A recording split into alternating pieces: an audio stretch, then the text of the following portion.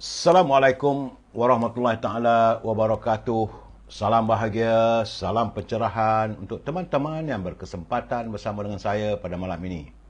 Ejen Miau, saudara Yomon, apa khabar? Saudara Muhammad Zal, Puan Hajah comel-comel.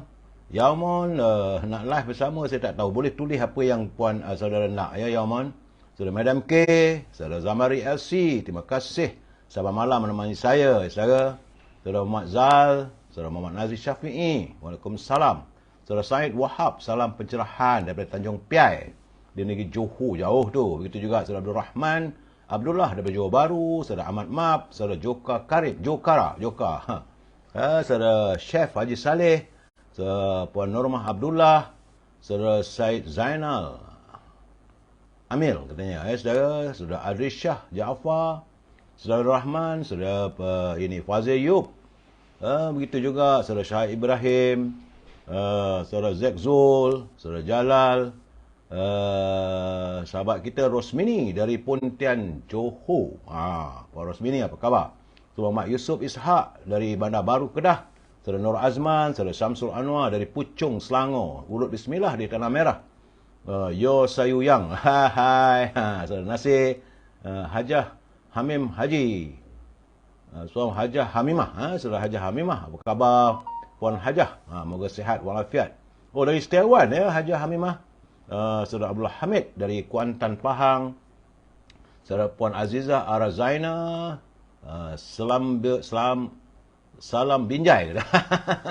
Saudara Ima Safrul, saudara Yusuf Awang, begitu juga Hani Abdullah, Puan Umi Kasum, apa khabar? Saudara Puan Rusini Koringot dari Sarawak, begitu juga Syarif Mak Yusof, saudara Zack Peri, salam dari Johor katanya, saudara Richard Bakri, saudara Aziz Omar daripada Mindef, saudara Muhammad Asri Dir dari Kuantan, Puan Ibjah, saudara Abdul Aziz dari Sarawak, apa khabar?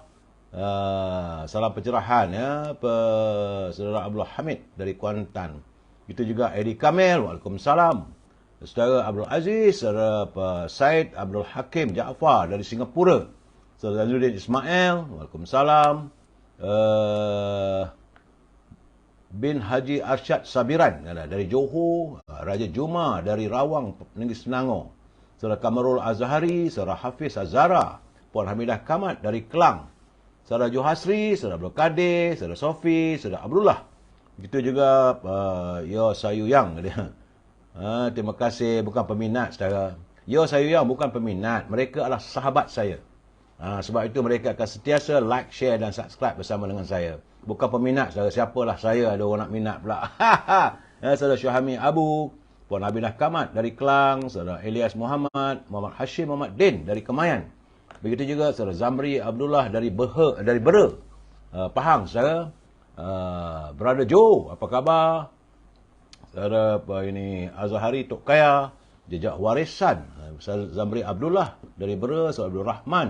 Salam perpaduan dari Singapura ya, saudara Abdul Rahman. SG itu Singapura lah gamaknya. Mungkin SG saya tak tahu. Bila SG tu saya rasa yakin saya Singapura lah tu. Saudara Wan M Bakri, apa khabar? Begitu juga Don, apa khabar Don? Moga anda semua sihat walafiat. Doris Aina, Mr. Pisang, saudara Ahmad Rizwan, Puan Nureh Arsyad, saudara, begitu juga saudara Ridwan, saudara Razak Musa. Sahabat kita saudara Muhammad Sapri Zainuddin, apa khabar? Salam pencerahan dari Pahang. Saudara Jaka Linglung dari Pulau Pinang. Saudara Mansur Osman, saudara Wan 96. Saudara Mustafa Ilyas, Raja Kamal, Raja Bazian, apa khabarku? Moga sihat ya. Saudara Muhammad Fauzi, saudara Alif Bawau katanya. Alif Bawau. So Puan Nuriyah Asyad, moga sihat selalu. Yanaman dari Parit Bunta, daripada Buntak Perak no. Dia orang belah utara tu, dia cakap Kedah sikit saudara. Saudara Faziman Man, saudara Man Trela, salam Penang. Faziman Man dari Penang no. Jangan pening-pening saudara. Itu PENENG Penang. Penang, Pulau Pinang saudara. Ya, Faizul Haji Abdullah, saudara JH Rahman dari Tanjung Tualang. Sejuk, hujan. Hujan sedang mencurah-curah katanya. Begitu juga saudara Jeffrey Din daripada Teluk Intan, Yan Aman dari Perit Buntak, saudara Fauzi myself, Salam Madani, saudara Muhammad Long dari Pahang, saudara. Saudara Lim, Anggrek Rima, apa khabar anda di Kelantan? Moga sihat, Puan Aminah, Kak Minah. Saudara Ridwan dari Padang Terap, nak dengar pencerahan saya malam ini, insyaAllah. Saudara Nazri, begitu juga saudara Hashim Atan, saudara Syam Haji Nawawi, saudara Bakar Ahmad, salam pencerahan, semoga dirahmati Allah. Fazul Haji Zainuddin, nak share saya tak minta maaf. Saudara Nazri Muhammad, kalau nak share saya tak mampu. Puan Syarifah Hafifah, dan Pak Ali, dari saudara Puan Hafifah tu dari Pasir Gudang, Johor. Saudara Yusof, makin bersemangat sejak bersama PMX. Nurizan Azizan, hujan di Alok Pongsu, kata Nur Aziah Azizan. Dia pendek LOQ, Lok Pongsu, Alok Pongsu. Saudara Muhammad Salim, Mat Hashim, saudara Abdullah Majid. Semoga sihat daripada Pekan Pahang, saudara. Dan teman-teman yang tak sempat saya santuni, saya minta maaf, saudara. Berusahalah juga saya, laju saya bercakap tu, saudara. Tapi tak mampulah saya nak mengikut. Cuma yang saya minta dari anda, jangan lupa like, share dan subscribe. Inilah yang memberi kebahagiaan pada saya. Inilah yang memberi semangat untuk saya sentiasa saban malam menemui anda. Saudara, hari ini hari Selasa, tanggal 4 Julai. Dan sebagaimana saya beritahu semalam, menurut laporan Kementerian Kesihatan, begitulah keadaannya, saudara. Kita sudah masuk hari yang ke-1202. Virus itu menyerang negara kita. Masih belum ada lagi, saudara, penurunan terhentinya. Kita mengharapkan Dr. Zulaiha dapat segeralah menghentikan ataupun menuntaskan, bukan menetaskan, saudara, menuntaskan, saudara Osman Kalani dari Jempol, Negeri Sembilan, agar terhentilah virus ini, saudara. Dan sebagaimana yang nyatakan, keperluan untuk pakai pelitup muka dah tak perlu. Tetapi jangan lupa, saudara, jangan lupa kita sentiasa melakukan penjarakan sosial. Saudara Nazir Abdullah, waalaikumsalam, selamat malam dan salam pencerahan. Begitu juga saudara Rosli Mishah, salam dari Banring. Banring di mana, saudara? Saudara Johasri, yakin sangat ke kawan negeri kita tu, saudara Cik Mek, apa khabar Cik Mek? Saudara Nordin Din, saudara Abdullah Majid, tak apa, orang lama. Okey, saudara. Dan akhirnya saudara Muhammad Yusuf Bahrum dari Perawang, saudara Edi Tahir, nengok sajalah, saudara. Okey, saudara. Hari ini hari Selasa, 4 Julai 2023, hari yang ke-1202. Negara kita dicengah oleh virus tersebut, masih lagi belum ada lagi tanda-tanda akan terhenti. Kita harap kalau boleh kita nak menoktahkan virus itu, saudara. Baik. Kita masuk segmen e-commerce. Ini penting, saudara. Berniaga, saudara. Saudara Jamaluddin, jangan lupa. Cik Mak Mohaini dari Taiping Perak, jangan lupa kita berniaga. Kalau anda mempunyai produk untuk saya wawarkan, sesuai Ahmadiyah, begitu juga saudara Hasan Muttalib, jangan segan, jangan malu. Hubungi Al-Azhar di talian 0113304141 bagi membolehkan saya memberi pencerahan produk anda, Cik Pa, saudara Cik Pa Maknong. Al-Azhar memasarkan stangi al-bakurnya. Macam kemian, saudara, dibakar, wangi semarbak rumah kita. Bila rumah kita wangi, itulah kegemaran para malaikat dan kebencian para syaitan, saudara. Al-Azhar juga memasarkan minyak wangi dari tanah Arab. Sedap baunya, saudara, segar bila kita pakai. Dan minyak wangi itu atau perfumnya dihasilkan berasaskan kepada pati kayu gaharu. Kalau anda tak dapat menghubungi Al-Azhar, jangan lupa boleh hubungi Siti Farehah di talian 017-711-4300. Jangan lupa saudara Mat Syukri dari Losong, Terengganu.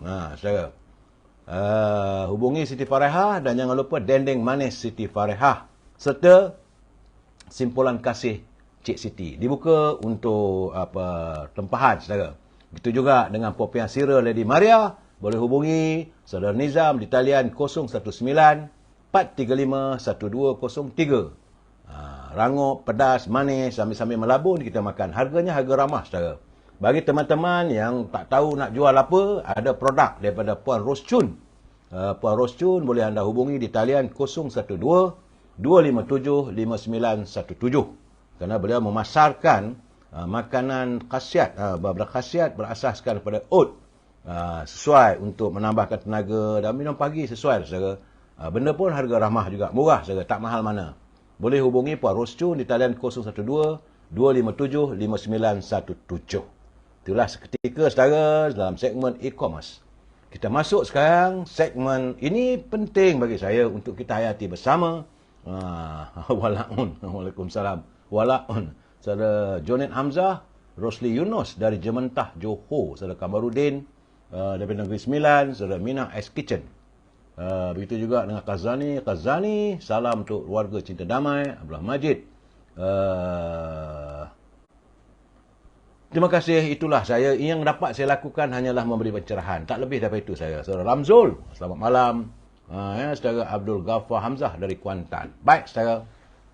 Dalam segmen penaluri kehidupan ni, saudara, sebenarnya banyak orang tak tahu bahawa harta adalah dugaan buat umat kita semua, saudara.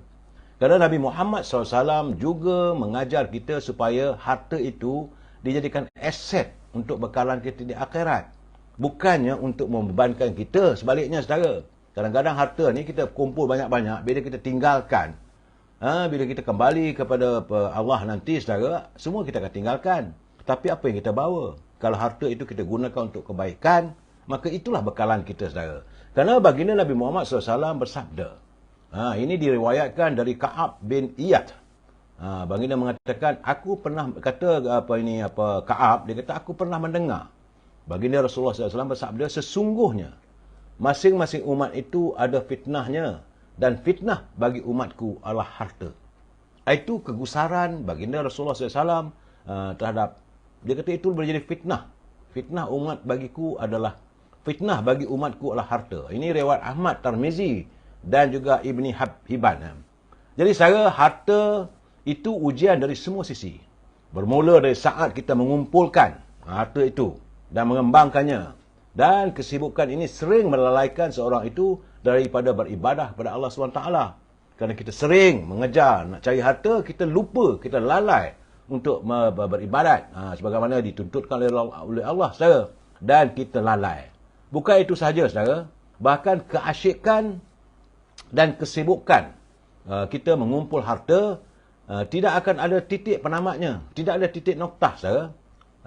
Malah mereka akan terus berusaha mengumpul sebanyak mungkin sehingga sanggup untuk menghalalkan segala cara demi memenuhi cita-cita. Orang nak cari harta ni, dia sanggup buat apa saja, saudara. Sama ada halal atau haramnya. Sedang itulah fitnahnya. Sebagaimana kat sabda junjungan, saudara. Harta juga fitnah atau musibah bagi yang empunya saat harta itu dibelanjakan. Jika ia dibelanjakan di jalan yang tidak dibenarkan oleh syariat atau enggan mengeluarkan zakat yang merupakan kewajipan. Jadi akibatnya pelbagai keburukan muncul. Berpunca daripada harta. Kerana dalam satu hadis riwayat Abu Hurairah, baginda Nabi Muhammad SAW bersabda, sungguh akan datang suatu masa, saat itu manusia tidak lagi peduli dengan cara apa dia menghasilkan harta. Apakah dari sesuatu yang halal atau yang haram. Inilah kebimbangan baginda Rasulullah. Akan sampai satu masanya manusia itu lupa, tak ambil kisah sama ada harta itu dikumpulkan melalui yang halal ataupun haram. Jadi itulah realiti, saudara, yang terjadi dalam masyarakat kita. Dan tidak boleh dinafikan bahawa harta juga adalah fitnah yang Allah SWT berikan kepada hamba-Nya. Sebagaimana firman Allah SWT yang bermaksud, saudara, dan ketahuilah bahawa hartamu dan anak-anakmu itu hanyalah sebagai cubaan. Dan sesungguhnya di sisi Allah lah pahala yang besar. Saudara, dalam kita berusaha untuk mengumpul harta, jangan lupa untuk mencarinya di jalan yang benar dan berbelanjalah jalan yang diredai Allah. Kerana, saudara, banyak-banyak persoalan. Kalau ilmu, bila kita mati nanti, akan ditanya, apa kamu gunakan ilmu kamu? Sebagai untuk kebaikan dan sebagainya. Begitu juga dengan masa. Sepanjang hidup kamu di dunia ini, apa yang kamu lakukan?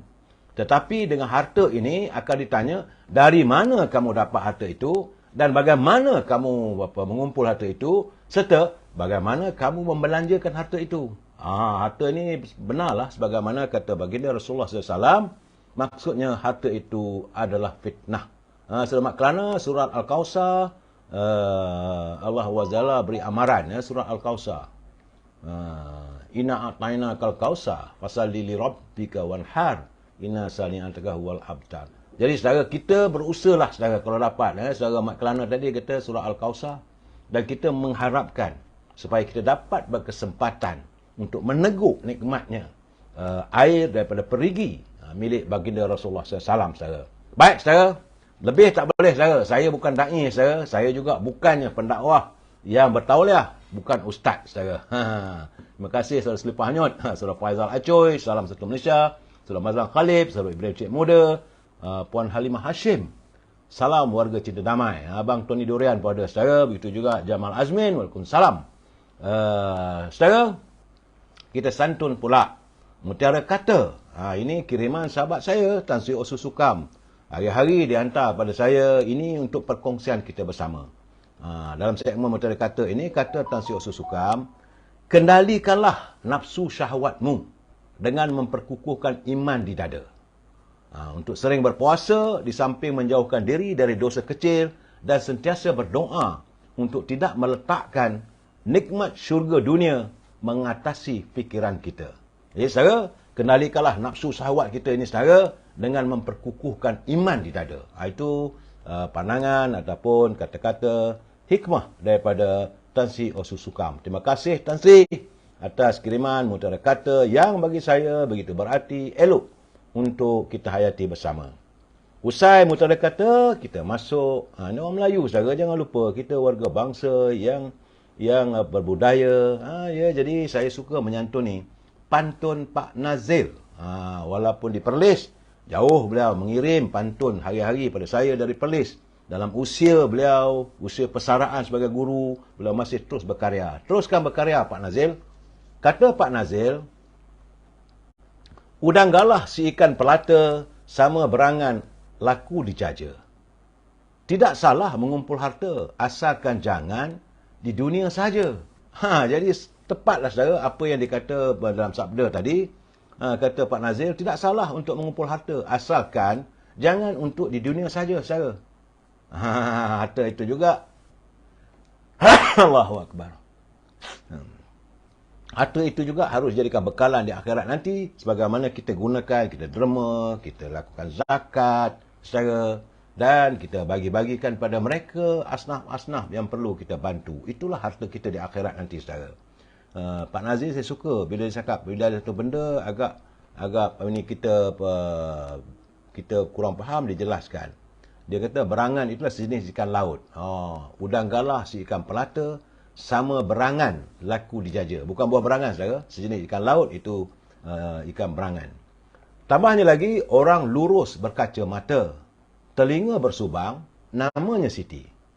Berdialog harus menyantun fakta, bukan bergebang mengikut hati.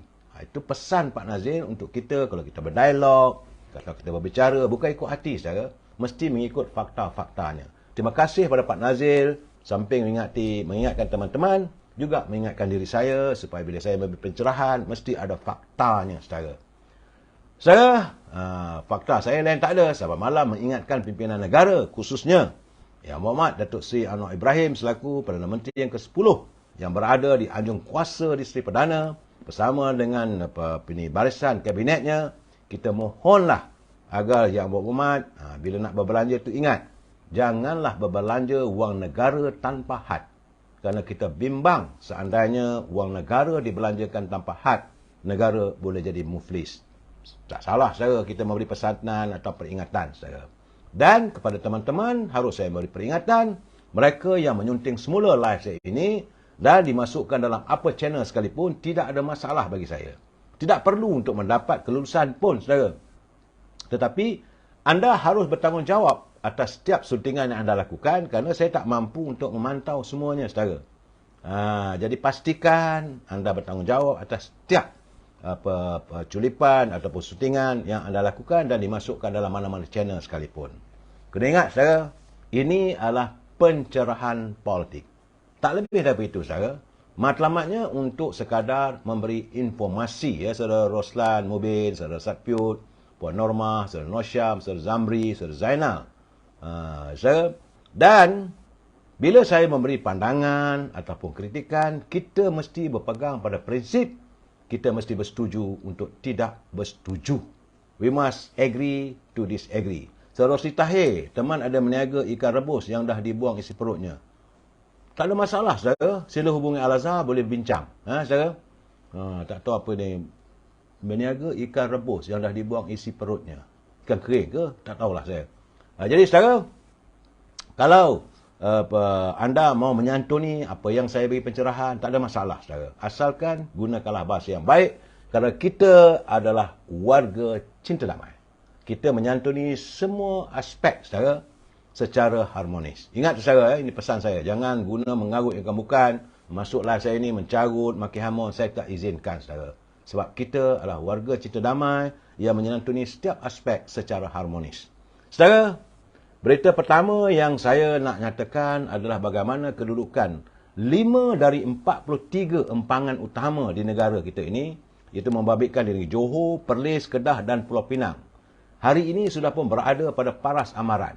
Demikian menurut Suruhanjaya Perkhidmatan Air Negara SPAN yang memaklumkan bahawa empangan muda di Kedah terkesan teruk dan berada pada paras bahaya. Empangan Timah Tasuh di Perlis mencatatkan paras semasa pada 26.92 meter saja, iaitu 45.9% simpanan. Manakala empangan Teluk Bahang di Pulau Pinang dan Sembrung Barat di Johor masing-masing dengan 46.3% pada kedalaman 35.5 meter dan 44.24% iaitu 9.11 meter. Sementara empangan Malut di Kedah pula mencatatkan paras semasa simpanan adalah cuma 45%. Manakala empangan Pedu 57%, iaitu 88.97 meter. Demikian menurut siapan di laman Twitter oleh SPAN, saudara. Dalam pada itu, SPAN menjelaskan paras simpanan air mentah minima dan agak kritikal apabila setiap empangan itu adalah dalam keadaan yang berbeza. Jadi, bagi tujuan bekalan air, agensi itu memaklumkan paras amaran dikira apabila mencapai 60% paras simpanan. Manakala berada paras bahaya pada paras 30%, saudara. Itu keadaannya, saudara, yang harus kita perkongsian ini, saudara, perlu kita lihat, ya, saudara. Jadi berhati-hati bila anda menggunakan air, sebab sekarang ni cuaca panas. Dan empangan pun jadi sejuk, kekeringan juga, saudara.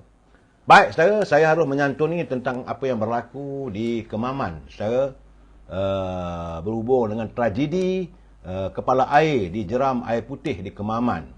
Dan hari ini sekitar jam 3 petang tadi, saudara, mayat ke-8 mangsa telah pun ditemui.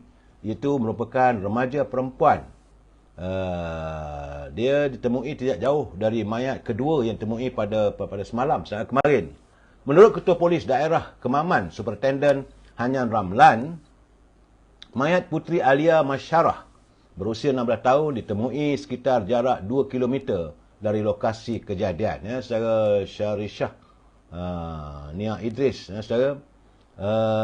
Katanya, dengan penemuan tersebut, artinya 8 mayat tragedi kepala air telah ditemui.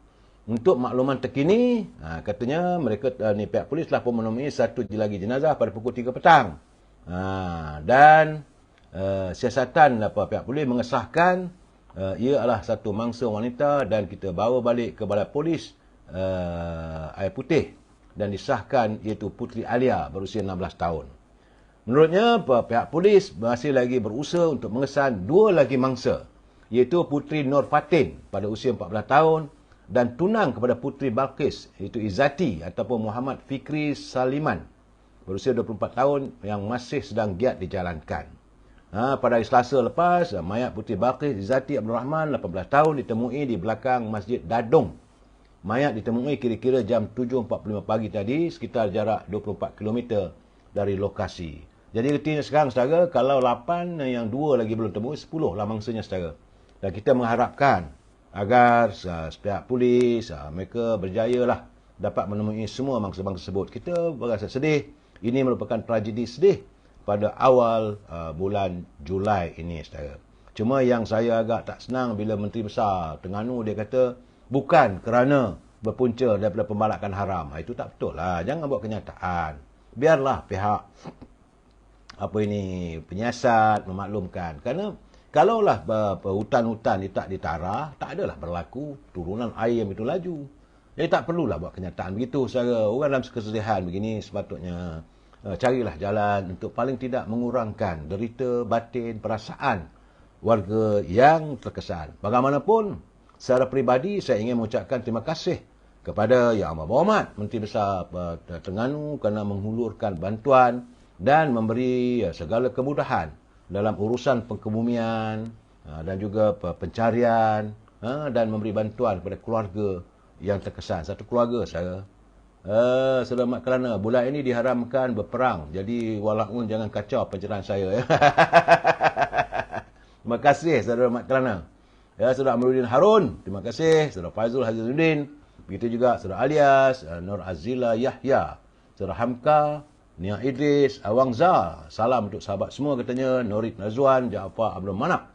Kita ucapkan ucapan takziah lah pada keluarga mangsa yang tidak dijangka. Sebab itu saya berpesan kepada teman-teman, berhati-hatilah bila kita membawa keluarga, lebih-lebih lagi pada kawasan di mana adanya air terjun, ada sungai dan sebagainya. Kita bimbang bila berlaku keadaan sedemikian, saudara. Kisah sedih berjalan juga. Apa nak buat, hidup masih diteruskan. Cuma satu perkara lagi yang agak ini bagi saya agak menggembirakan. Apabila pemimpin berketurunan Melayu, Wan Muhammad Noor Matha, telah dipilih sebulat suara sebagai speaker Dewan Perwakilan Thailand. Jadi retinya saudara, di negara Thailand, seorang negara jiran kita, mereka mengiktiraf kepimpinan Melayu kita, iaitu Wan Muhammad Noor Matha telah pun dipilih sebulat suara sebagai speaker Dewan Perwakilan Thailand. Speaker Dewan Rakyat lah saudara. Jadi pelantikan Presiden Parti Pracahat itu dibuat selepas tiada calon lain dikemukakan untuk mengisi jawatan tersebut. Pemilihan dibuat pada hari kedua sidang Parlimen Thailand yang bermula semalam, saudara.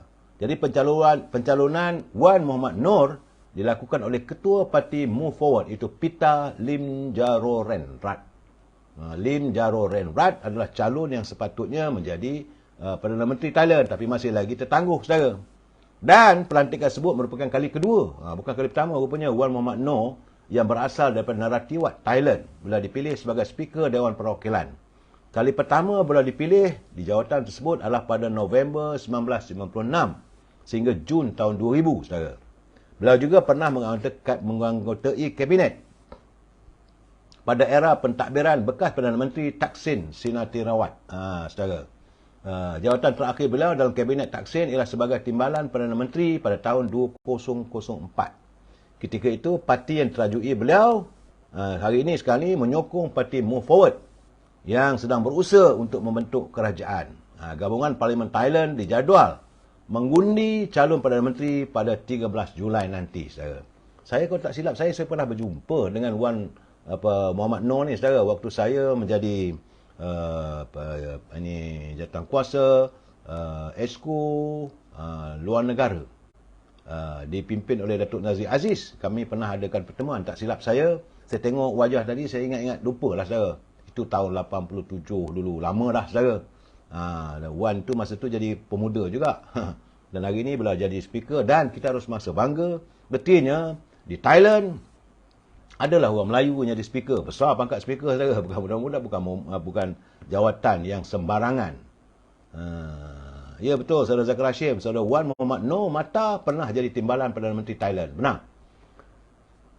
Baik, saya itu di Thailand. Sementara itu untuk menguraikan segala keresahan yang terdapat di negara kita ini, hari ini, semalam, saudara, Susah Agung Parti DAP, saudara Anthony Leok, beliau sekali lagi mengulangi pendirian bahawa ahli-ahli parti dan parti DAP akan terus mempertahankan semua perkara asas dalam perlembagaan menghormati kedudukan Islam sebagai agama resmi. Jadi selaku Susah Agung, Anthony Leok berkata parti tersebut tidak akan mempersoalkan keabsahan agama berkenaan di peringkat nasional. Jadi saya haraplah malaun-malaun jangan duk kutuk yang bukan-bukan. Sebab itu kita dah mengatakan DAP juga sekarang ni sudah merubah dalam dinamika politiknya.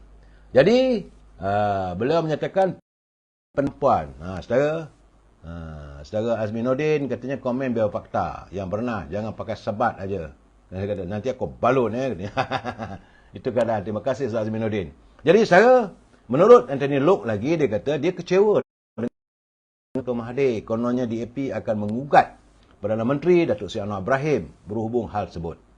Jadi katanya apakah beliau sudah lupa bahawa semasa beliau menjadi Perdana Menteri dari Mei 2018 hingga Februari 2020, beliau didukung oleh 42 ahli parlimen DAP. Adakah DAP pernah menarik sokongan daripada beliau atau menggugat kedudukannya? Itu kenyataan daripada Anthony Loke. Jadi dia kata dulu bila dia Perdana Menteri demi negara dan memainkan peranan untuk membina sebuah masyarakat yang bersatu padu beransaskan prinsip. Mereka mengganggu kita. Saya tak tahulah kadang-kadang saudara. Apa dia orang dapat kalau ganggu saya ni? Sabar je lah saudara.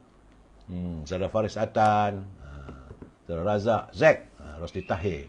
Baik saudara, sebab itu pihak polis mengingatkan bahawa semua parti politik yang akan bertanding pada pilihan raya negeri di 6 negeri nanti tidak lagi memainkan isu-isu sensitif.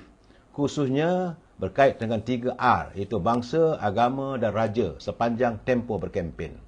Menurut Ketua Pilihan Negara Tan Sri Razaruddin Husin, ini adalah untuk mengelakkan wujudnya ketidakharmonian dalam kalangan rakyat, terutamanya institusi raja, agama dan bangsa sepanjang perjalanan PRN nanti, katanya. Saudara, dan menurut beliau sekiranya isu-isu tersebut dimainkan, ia akan menyebabkan berlakunya perpecahan dan ketidaktentraman selain mewujudkan keadaan tidak harmonis dalam kalangan masyarakat. Sebab itu, nasihat Ketua Pilihan Negara Tan Sri Razaruddin, dia kata untuk parti-parti politik yang bertanding, sebenarnya pada saya lah katanya, semua parti politik, semua yang bertanding adalah orang-orang lama. Sama ada saya bagi nasihat atau tidak, sepatutnya mereka sudah pun tahu. Jadi Ketua Pilihan Negara pun dah menyindir kalau mereka duk main isu-isu yang bukan-bukan. Itu keadaan saudara. Jadi seperti mana yang saya katakan katanya tadi, isu-isu sensitif 3R ini janganlah disentuh kerana ia boleh mendatangkan kegusaran, ketidakharmonian dalam perjalanan pilihan raya itu sendiri, dan patuhilah undang-undang, terutamanya Akta Pilihan Raya itu sendiri.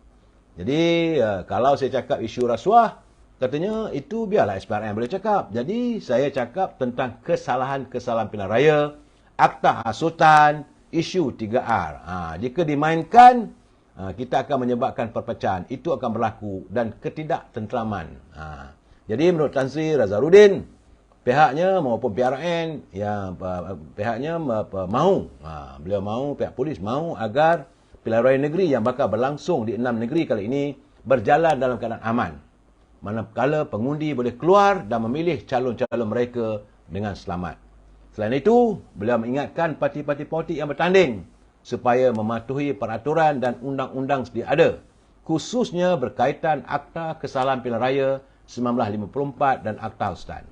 Polis tidak ragu-ragu akan membuka kertas siasatan sekiranya mendapati mana-mana pihak yang sengaja melanggar peraturan dan undang-undang yang telah ditetapkan. Jadi untuk itu, kata Ketua Pilihan Negara, pegawai khas yang bertindak sebagai pegawai perakam dan pegawai zon akan ditugaskan untuk memantau perjalanan kempen sepanjang PRN serta memantau aktiviti ceramah. Walaupun pun harus berhati-hati juga, saudara. Jadi jangan main-main dengan pihak polis. Sebab kali ini nampak gayanya Tan Sri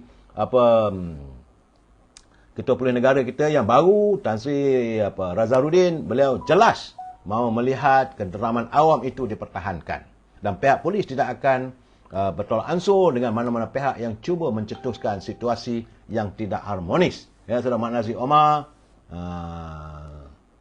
Hotel Larut, jangan layanlah, kita teruskan pencerahan. Anak seluang ni lagi-lagi dilayan lagi ni. Saudara Ismail, saya minta maaf, tak boleh nak live begitu. Saudara Aira, Batrisha, Cik Pauzi, Saudara Rosti Yunos, juga dia punya godam. Memang saudara, dia godam, biarlah. Baik saudara, itu bab yang lepas. Tapi cuma hari ini saya terperanjat saudara. Saya ingatkan dah reda lah isu tanah di Terengganu. Rupanya ada lagi. Ingatkan itu hari kes macam mana yang Muhammad Menteri Besar ataupun kerajaan negeri Terengganu meluluskan pemberian tanah yang bernilai, tak silap saya, 27 juta kepada korporasi isteri-isteri wakil-wakil rakyat di Terengganu. pada harga RM500,000 tak silap saya. Rupanya kali ini saya terkejut apabila mendengar pendedahan Ketua Perhubungan UMNO Terengganu dalam satu majlis di Terengganu yang sudah pun tular dalam media sosial. Katanya ini isu tanah. Dia kata bila orang kampung minta tanah dari kerajaan Terengganu, mereka dikenakan RM155. RM155,000 untuk 1.5 hektar tanah untuk tanah pertanian. Tetapi untuk kroni sebuah sebidang tanah luasnya 70 ekar dalam kawasan bandar di tepi jalan. Katanya berhampiran pula dengan Balan Bomba. Nilainya dia kata cuma hanya 70,000. Ertinya untuk 1 ekar 1,000. Sedangkan warga Terengganu nak buat pertanian, minta tanah itu tanah milik kerajaan, mungkin tanah rezerv Melayu agaknya, minta untuk diusahakan pertanian, nak tanam kelapa sawit, nak tanam pertanian saya, dikenakan bayaran RM155,000. Iaitu tanah pertanian itu di kampung Bukit Tapah dalam daerah Dungun. Diluluskan dengan harga RM155,000 dengan keluasan 1.5 hektar. Tak sampai pun 5 hektar ni. Kalau 5 hektar pun lebih kurang 30,000 lebih lah 1 ekar saja. Sedangkan untuk 70 ekar, itu syarikat, katanya syarikat Falah, ada nama syarikat, saya tak mau sebut nama syarikat saja. Tanah itu seluas 70 ekar. 1 ekar nilainya 1,000 saja. Pada mulanya tanah tersebut kononnya, pada mula dalam permohonan itu nak dijadikan pusat universiti. Jadi dalam proposal bagi pada kerajaan negeri katanya nak buat universiti. Kemudian pihak UPEN, unit perancang ekonomi dan sebagainya meletakkan syarat. Kalau nak buat universiti, kenalah buktikan bahawa adanya akuan daripada mana-mana universiti untuk dijadikan rangkaiannya. Kalau kelulusan universiti itu tak ada masalah lah. Tapi akhirnya tak jadi. Tak diluluskan, maka terhenti. Sebab nilai tanah tersebut sekarang ni, kata Datuk Mat Syed, dah 14 juta. 14 juta diberi dengan harga 700,000 saja. Itu keadaannya. Dan akhirnya kerana tak memenuhi syarat, permohonan awalnya tarik balik. Kemudian dimasukkan permohonan kali kedua. Dan syarat untuk kelulusan universiti itu digugurkan. Sedangkan rakyat nak buat ladang kelapa sawit kena bayar RM155,000, tapi nak buat bangunan di bandar dengan 70 ekar, nilai semasa 14 juta, dibayar dengan nilai cuma 70,000 saja. Sebab itu dia kata bahawa pihaknya akan menghantar pelbagai kenyataan itu kepada pejabat Suruhanjaya Pencegah Rasuah. Yang Hormat Datuk Mat Syed, teruskan usaha anda. Kita mau melihat sebarang kebejatan yang dilakukan, perlulah kita selak satu persatu. Jangan takut rakyat tetap bersama dengan anda. Soal anda bertanding atau tidak, soal lain. Tapi kita mau melihat bahawa kerajaan Madani hari ini mesti bersih daripada rasuah. Saya pun 2-3 malam lepas pun dah bercakap bahawa kita tak mau lagi melihat elemen-elemen korupsi ini dilakukan berterusan. Saudara Suhaila Osman, Haji Ismail ni kenapa marah sangat dengan UMNO? Apakah sebab UMNO tak bekerjasama dengan PN ke? Tak payah nak paksa. Betul Puan Suhaila. Bagi saya tak apalah. Dia nak marah pun marahlah saudara. Dan saya melihat kenyataan yang membawa Perdana Menteri, saudara. Begitu juga pimpinan. Dalam pilihan raya akan datang, saya dipahamkan bahawa Barisan Nasional bersama dengan Pakatan Harapan, saudara, begitu optimis untuk merampas Kedah dan Terengganu. Artinya kalau 6 negeri itu, Selangor memang sukar lah, saya dah bagi penjelasan, sukar untuk ditembusi kubunya. Begitu juga di Negeri Sembilan, kalau mengikut dari segi data-data yang ada pada saya, laporan yang saya terima, juga amat sukar. Termasuklah juga untuk di Pulau Pinang. Macam boleh katakan agak mustahil untuk Perikatan Nasional menembusi kubu yang dibina di Pulau Pinang, di Negeri Sembilan dan juga Selangor. Tetapi, menurut Pengarah Pilihan Raya Barisan Nasional, Datuk Seri Muhammad Hassan, beliau begitu optimis gabungan Barisan Nasional dan Pakatan Harapan mampu untuk merampas Terengganu serta Kedah daripada pembangkang. Itu memang saya tidak nafikan, saudara. Kalau saudara lihat pencerahan saya yang lalu, Minggu lepas saya dah bagi tahu dengan data-datanya, memang ruang itu ada. Tetapi sekali lagi saya katakan, Tok Mat, yang penting rakyat nak tahu siapa calon. Kali ini rakyat mau tahu siapakah calon yang akan diturunkan. Apakah bersesuaian dengan selera rakyat. Sekarang ni selera rakyat itu perlu ditangani. Rakyat nak siapa, maka berilah orang itu jadi calonnya. Bukan orang-orang yang dilihat sebagai warlord dan sebagainya. Jadi bagaimanapun kata Tok Mat, hasrat tersebut perlulah diikuti dengan satu gerak kerja yang betul dan strategi yang baik bagi merealisasikan kemenangan. Dia kata sebagai bukan pilihan dalam pilihan raya negeri, kita akan buat kerja sebaik mungkin. Dan saya harap jentera akan terus pertingkatkan kerja masing-masing. Peluang, kata Tok Mat, untuk menang di Kedah dan Terengganu itu ada. Tapi di Kelantan pun dia kata kita boleh menambah kerusi. Jika bersungguh-sungguh, saya rasa boleh. Boleh, bukan tak boleh. Beliau turut memberi bayangan akan mempertahankan kerusi Dewan Undangan Negeri Rantau. Artinya Tok Mat juga sendiri akan mempertahankan kerusi di Rantau. Barisan Nasional tidak meletakkan sebarang nisbah bagi muka baru atau lama. Sebaliknya, mementingkan calon boleh menang. Jadi BN menunggu senarai muktamad calon dari 6 negeri yang terlibat dengan PRN. Dan pada hari Sabtu lepas, Yang Amat Berhormat Datuk Seri Zaid Amiri juga menzahirkan bahawa gabungan itu dijangka bertanding sebanyak 45% daripada 245 kursi. Kalau 45% saya ingat lebih kurang dalam 100 kursi lah. UMNO Barisan Nasional akan bertanding, saudara. Dan beliau begitu teruja. Kerana waktu hari Sabtu dulu beliau pergi ke Kemaman di Terengganu, lautan anak-anak muda sudah pun kembali pada menyokong Barisan Nasional. Lautan gelombang biru 2.0 sudah berlaku di Kemaman. Dan saya dipahamkan pada 7 bulan nanti, pada hari Jumaat, Yang Mulia Tengku Razali akan turun sekali lagi ke Kemaman untuk melihat dengan mata sendiri bagaimana kembalinya warga di Terengganu. Sebab Kemaman itu adalah kunci kepada kejayaan di Terengganu. Kalau menang di Kemaman, maka dia bertali arus. Diasporanya akan berlaku di seluruh negeri Terengganu. InsyaAllah, saudara, macam saya katakan semalam. Dan pada 7 bulan hari yang sama juga, bertempat di laman niaga Bandar Baru Bangi. Maka bermulalah jelajah perpaduan madani dan pelancaran jentera perpaduan peringkat negeri Selangor akan diadakan yang dihadiri oleh Datuk Seri Anwar Ibrahim bersama dengan timbalannya Yang Amat Berhormat Datuk Seri Zaid Amiri selaku Presiden UMNO, beserta dengan Yang Amat Berhormat Datuk Menteri Besar Selangor Datuk Seri Amiruddin Syari dan Ketua Perhubungan UMNO Selangor Datuk Seri Megat Zulkarnain, saudara. Dan pada Jumaat itu akan bermulalah perjalanan panjang. Kerana kalau pilihan raya akan diadakan pada bulan Ogos, mana daripada Julai 7 bulan tu sampailah bulan Ogos, pentas politik UMNO Barisan Nasional beserta perpaduan kerajaan perpaduan ini akan dibuka, dan saya yakin warga di peringkat akar umbi juga akan memulakan gerak kerjanya. Syabas warga UMNO, saudara. Itu keadaan, saudara.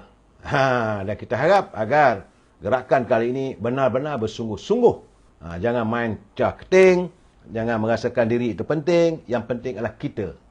Konsep sekarang ni adalah kita, bukan aku. Bukan aku mesti calon, tapi kita, calon-calon yang kita turunkan, kita mesti menang, saudara. Baik, saudara. Sebagaimana yang saya janjikan semalam, saudara, malam ini saya nak bercakap soal tentang Felda. Kenapa saya milih Felda? Sebab inilah antara agensi kerajaan yang diasaskan oleh almarhum Tun Abdul Razak, yang waktu itu bertugas sebagai Menteri Luar. Beliau merangkap sebagai Timbalan Perdana Menteri pada tahun 1958, saudara. Selepas kita mencapai kemerdekaan, almarhum Tun Razak memulakan gerakannya untuk membuka ladang-ladang Felda. Bayangkanlah, saudara, bagaimana jerih dan perihnya warga Felda, saudara. Sungguh pun begitu, dengan semangat dan usaha sama, akhirnya itu Felda ni, saudara, pada tahun 1990 dia tak ada lagi membuka untuk peneroka baru. Saudara, daripada tahun 1958 sehinggalah 1990. Kerana Felda waktu itu sudah boleh dilihat boleh berdiri dengan kaki sendiri. Tetapi, saudara, apabila Felda terpaksalah kerajaan campur tangan Apabila pada 29 Jun lepas, Yang Amat Berhormat Perdana Menteri Datuk Seri Anwar Ibrahim sekali lagi menyatakan bahawa kerajaan mula menstrukturkan semula pinjaman Lembaga Kebanyakan Tanah Persekutuan Felda yang dilihat mampu untuk membaiki aliran tunai agensi itu sekaligus memberi manfaat kepada kebajikan dan kesejahteraan terhadap golongan peneroka. Usaha yang dilakukan oleh kerajaan, saudara, melibatkan jaminan kerajaan untuk mengurangkan prinsipal hutang bersama isu kewangan sebanyak 7.9 bilion. Jadi, pendapatan peneroka kali ini dapatlah masuk terus ke kantung mereka, tidak lagi terpaksa bayar hutang. Kerana dengan pemansuhan 80% hutang itu, peneroka dapat mendapat pendapatan bulanan yang lebih serta kebajikannya kembali terjaga dan Felda juga dapat bernapas. Masalah macam tak ada hutang lah saya. Felda ketika ini mempunyai lebih 120,000 peneroka, saudara, membabaikan sekitar 317 tanah rancangan di seluruh negara. Jadi dengan penstrukturan semula, pinjaman itu, Felda kini mampu membina semula rizab tunai yang boleh digunakan untuk menampung kos pendahuluan pengurusan ladang kepada peneroka.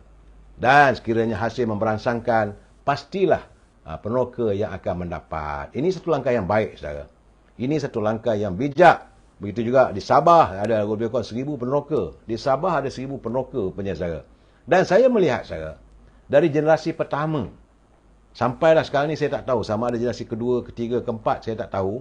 Tapi saya timbul persoalan kenapa mereka masih lagi dilihat berhutang. Sedangkan penghasilannya, kalau kita lihat, saudara, peneroka Felda ni mereka masuk ke kawasan Felda, mereka boleh ambil makanan daripada kedai Felda. Hutang selepas 3 tahun, maka hutang mereka pada kedai Felda itu akan dipotong sedikit demi sedikit. Takkanlah kalau daripada tahun katalah mereka masuk tahun 1970 misalnya, saudara. 1970, 80, 90, tahun 2000, 2010, 2020, 60 tahun, saudara, takkan tak habis hutang. Mesti ada di mana silapnya. Sebab itu saya katakan, saudara, macam saya cakap semalam, bagaimana ini marah. Jadi begitu juga pengurusan Felda ni sepatutnya mesti letakkan kejujuran. Kejujuran itu yang paling penting. Saudara Haji Ismail, zaman sekarang PMX perintah bil elektrik rumah naik harga barang. Apa hal, saudara? Saya sebenarnya tak ada. Saudara Haji Ismail, tak ada.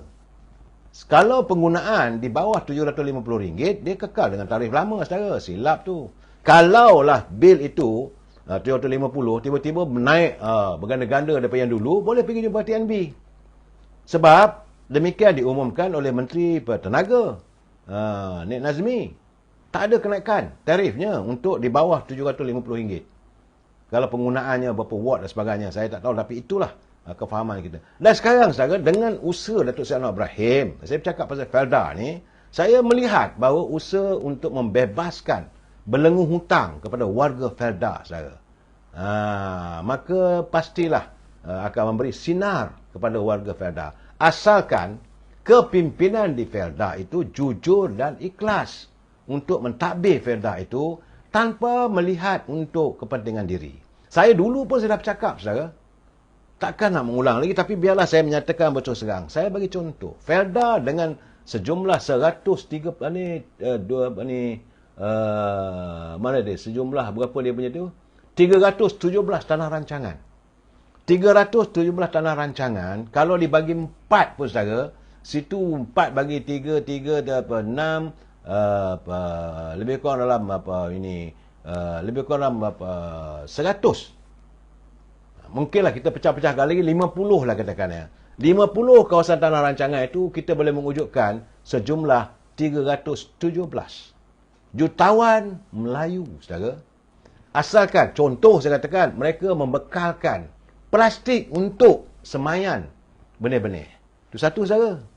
Bagaimana dengan baja? Bagaimana dengan pisau? Bagaimana dengan barang-barang keperluan untuk peneroka, kedai-kedai yang ada? Tapi soalnya siapa yang untung? Siapa yang kaya raya? Siapa yang dapat? Ini yang keadaan sekarang ni yang saya tuntut agar Datuk Sri Ismail Sabri, Datuk Sri Syabri Cik dapat melihat agar kali ini, saya lihat kadang-kadang mereka wujudkan macam-macam. Bukan saya menentang koperasi, tidak saudara. Tapi atas nama koperasi itu, sejauh mana nikmatnya dinikmati oleh warga Felda. Kononnya, janjinya siapa yang masuk koperasi Felda apa semua dapat keberuntungan, dapat 5% pulangan dan sebagainya. Tapi bagaimana pengurusan, pembekalan untuk berniaga dengan Felda? Saudara, Felda sendiri dengan insan yang ada dalam kawasan Felda 120,000 peneroka, saudara. Kalau satu orang kita boleh berniaga dengan RM50 saja, saudara, berapa juta, saudara? Itu kalau RM50. Kalau RM100 sebulan, saudara, berapa juta? Kalau diberi kesempatan pada warga bangsa kita untuk berniaga, bekalkan pisau pemotong, bekalkan baja, bekalkan beg plastik ataupun apa sajalah yang keperluan untuk pertanian, saya yakin, saudara, saya yakin kita mampu untuk melahirkan jutawan warga bangsa kita melalui Felda. Inilah yang diharapkan oleh almarhum Tun Razak. Sebab tu Allahyarham almarhum mewujudkan Felda ini pada tahun 1958 adalah untuk memastikan warga bangsa kita ini, pertama sekali, mereka yang tidak memiliki tanah. Kerana semua peneroka dulu, saudara, saya nak beritahu pada teman-teman daripada warga peneroka ataupun warisan peneroka, bahawa mereka dipilih daripada kalangan yang tidak ada pekerjaan, tidak mempunyai tanah, saudara, tidak ada pendapatan. Sebab itu mereka dijemput untuk menyertai tanah rancangan. Dan pimpinan kerajaan waktu itu, almarhum Tun Razak, memastikan kehidupan mereka terjamin dan dapat menghasilkan. Hari ini warga Felda banyak, bukanlah kata-kata kaya raya, tidak, tapi bolehlah hidup lega daripada kehidupan asal mereka. Kalau mereka nelayan, tak adalah lagi kais pagi makan pagi, kais petang makan petang. Sudah terjamin. Cuma saya hairan bagaimana Felda tidak mampu diangkat, tidak mampu mengangkat warga bangsa kita. Sedangkan hari ini saya jutaan, daripada 120,000 peneroka, saudara, yakin saya tak kurang daripada 300-400,000 anak-anak Felda yang mendapat tempat di pusat pengajaran tinggi, yang dihantar belajar ke Harvard. Macam marahlah, saudara. Mereka belajar balik ke tanah air. Kenapa mereka tidak dipanggil untuk berkhidmat dengan Felda? Sebab Felda harus dilihat sebagai warisan. Pembela. Saudara, tak payahlah cerita undi tu masuk syurga dan sebagainya. Tak perlu, saudara. Jangan kita... Saudara, saya minta, saudara pembela ni kena ingat, saudara, nombor telefon anda sedang dipantau oleh pihak berwajib kerana menggunakan elemen agama. Saudara pembela, berhati-hati. Jadi saudara Yaakob Bob, dia kata mengata memfitnah sama sendiri. Perlikah itu semua. Saya tak tahulah, saudara, tapi saya mengharap kalau anda yang, saya sedih kalau anda yang saya anggap sebagai sahabat terjebak dengan masalah, saudara. Jangan, saudara. Saya bercakap tentang bagaimana warga Felda 317 tanah rancangan, saudara, boleh memberi kekayaan pada warga bangsa kita. Impian almarhum Tun Razak. Tapi asalkan pemimpin di Felda itu benar-benar ikhlas untuk membangunkan ekonomi warganya. Saudara Muhammad Hashim Muhammadin, dia kata peneroka senang ketika era Datuk Seri Najib. Saya melihat beliau melakukan banyak usaha, saudara. Tetapi selepas itu tak tahu. Tapi hari ini saya bersama mendengar bagaimana Yang Amat Berhormat Datuk Seri Anwar Ibrahim menyediakan sekitar 8 bilion peruntukan untuk menyelesaikan persoalan hutang warga Felda ini. Ini merupakan satu harapan cahaya di hujung terowong untuk warga Felda. Saudara Azizul Abdul Hamid, dia kata 24 jam pasang aircon, kau salahkan kerajaan pula. Itu keadaan, saudara. Jadi saya, saudara Long Robert, waalaikumsalam dari Kuala Selangor, saya merasakan dengan kehadiran Datuk Sabri Cik, beliau lah mantan Menteri Pertanian, tentulah beliau tahu bagaimana untuk menghulukan penghasilan Felda. Selama ni kita hiliran minyak-minyak itu. Sebab Felda ada kilang minyak sendiri, saudara. Tak sepatutnya kita mengalami masalah pembekalan minyak sawit ataupun minyak masak. Dan Banyak saudara. Felda menghasilkan sabun, menghasilkan menteganya, macam-macam saudara. Asalkan mereka yang membekalkan, yang berniaga dengan Felda, perlulah diberi kesempatan. Jangan kita fikir, saya bukan resis saudara, tidak. Tetapi saya melihat warga bangsa kita, terutama anak-anak Felda, hanya sekadar melihat dengan mata yang sayu. Orang lain saja, saya Perlis, orang lain mengaut kekayaan. Anak-anak Felda tengok aja, tuan-tuan besar, mereka yang memunggah barang-barang makanan, dihantar ke kedai-kedai Felda, tengok ajalah. Kenapa tidak diberi kesempatan pada mereka untuk membekalkan makanan? Ya saudara, dan mereka, kalau benar-benar koperasi itu, biar saya tak tahulah, mungkin satu hari nanti saya nak jumpa dengan saudara Fatah, Datuk Fatah Abdullah selaku pengurusi angkasa. Saya rasa perlulah untuk kita mengembeling semula. Sebab koperasi Felda ni besar, saudara. Tapi kenapa benda ini tidak berjaya menghasilkan jutawan-jutawan bangsa kita di menerusi kegiatan perniagaan dengan Felda? Saudara Miri Rashid dia kata ada koperasi KFF. Betul, saya setuju. Tapi kenapa KFF tidak dapat untuk mewujudkan warga, khususnya anak-anak Felda ini jadi kaya raya? Bukan tak boleh. Kalau koperasi diurus dengan baik, maka inilah masanya umat-umat Felda yang rata-rata Melayu dapat menjana institusi kewangan. Saya bersetuju dengan Syahuddin Abdul Rahman. Inilah yang harus kita perjuangkan. Saya mengharapkan mungkin satu ketika nanti saya nak berjumpa dengan saudara Datuk Fatah Abdullah, nak membincangkan bagaimana harus koperasi berperanan, bukan hanya sekadar untuk mewujudkan pusat kewangan, tetapi juga menyalurkan projek-projek ataupun supaya anak warga bangsa Felda, warga bangsa kita boleh berpeluang berniaga. Saya harapkan sesuatu harus dilakukan. Kalau tidak nanti di mana silapnya.